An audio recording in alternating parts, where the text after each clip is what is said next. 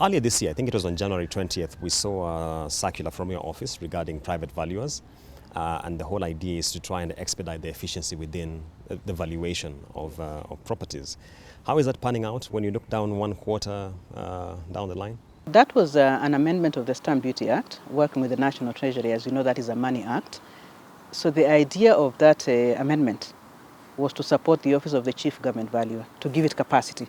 We believe the Chief Government Valuer is a bit understaffed in terms of capacity, and we wanted to roll out transactions quickly. So instead of trying to burden government with additional salaries in terms of recruiting more valuers, we argued, why not work with the private sector? We have good valuers out there.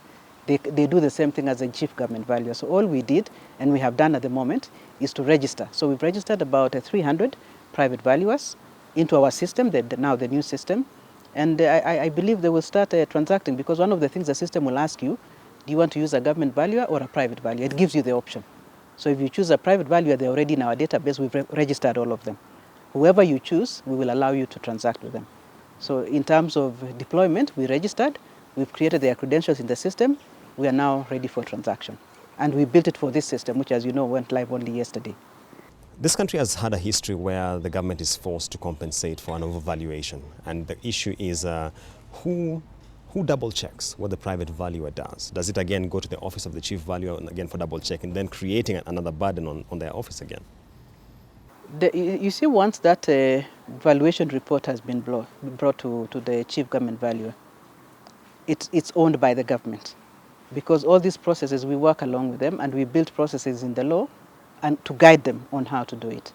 And there are limitations on what you can or cannot do. So to that extent, there are enough safeguards for you not to overvalue. And then the other thing we are doing with the chief government valuer, we are working on a valuation index. The valuation index will basically tell you the average prices of properties in certain markets. So even if a private valuer were to value, we already know the average value of property. So it's unlikely that they will go and value something way off the market value, because the law allows a variation of up to 15%, because it's not an exact science. So it allows a variation of up to 15%. If you're within that range, we take it on board. And also we have combined data sets, as I told you. We have integrated registration data, survey data, valuation data. All these data sets are in the system.